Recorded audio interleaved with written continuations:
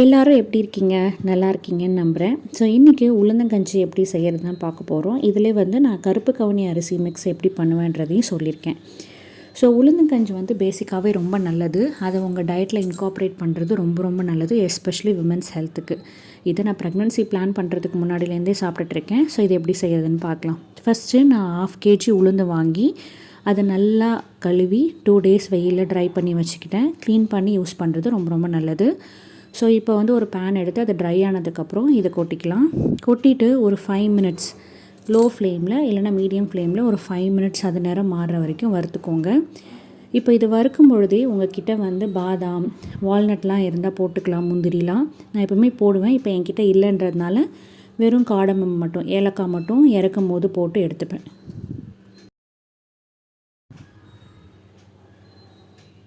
Cardamom வந்து ரொம்ப நேரம் இருக்கணும்னு அவசியம் இல்லை. நீங்கள் இறக்கும் போது போட்டு ஜஸ்ட்டு இது மாதிரி ஃப்ரை பண்ணி எடுத்துக்கலாம்.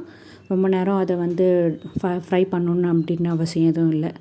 இப்போது இதை கூல் டவுன் பண்ணிக்கலாம். அரைக்கிறதுக்கு முன்னாடி நல்லா சூடு ஆறி இருக்கணும். ஸோ கூல் டவுன் பண்ணுறதுக்காக ஒரு பிளேட்டில் ட்ரான்ஸ்ஃபர் பண்ணி நான் ஃபேனு கீழே வச்சு கொஞ்சம் கூல் டவுன் பண்ணிக்கிறேன்.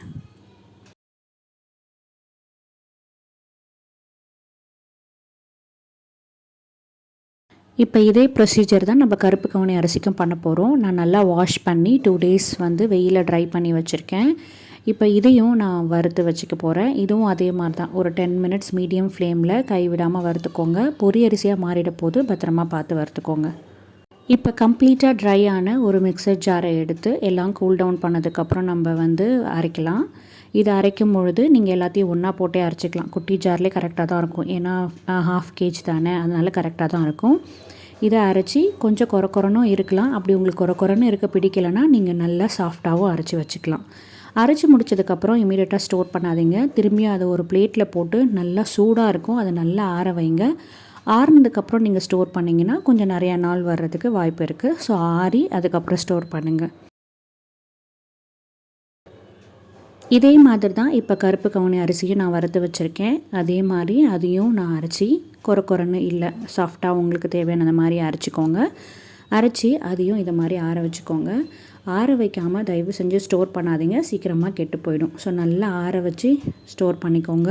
It will take maximum 30 minutes to finish everything. ஆறி எல்லாத்தையும் எடுத்து வைக்கிறதுக்கு ஒரு 30 minutes தான் ஆகும். இதை நீங்கள் பண்ணி வச்சிட்டிங்கன்னா உங்களுக்கு ரொம்ப ஈஸியாக இருக்கும். மார்னிங் நான் காஃபி டீயை கம்ப்ளீட்டாக ஸ்கிப் பண்ணிட்டேன். அதுக்கு பதிலாக இந்த மாதிரி கஞ்சி தான் எடுத்துக்கிட்டேன். ஈவினிங் டைமில் மட்டும் கிரேவிங் அப்போது நான் கஞ்சிக்கு பதிலாக காஃபியோ இல்லை டீயோ எடுத்துக்கிறேன். ஏன்னா எம்டி ஸ்டமக்கில் எடுக்கும் போது நமக்கு பெனிஃபிட் கொஞ்சம் நல்லா கிடைக்கும். இந்த ஆறுற டைமை ஏண்டா வேஸ்ட் பண்ணணும்னு சொல்லிட்டு வேர்க்கடலை கொஞ்சம் இருந்தது, அதையும் நான் வறுத்து வச்சுக்கிட்டேன். ஸோ இப்போ இது நல்லா ஆறிடுச்சு. இது ஆறுனதுக்கப்புறம் நல்லா ட்ரையான ஒரு கிளாஸ் ஜாரை எடுத்து அதில் நான் ஃபில் பண்ணி வச்சுக்கிட்டேன்.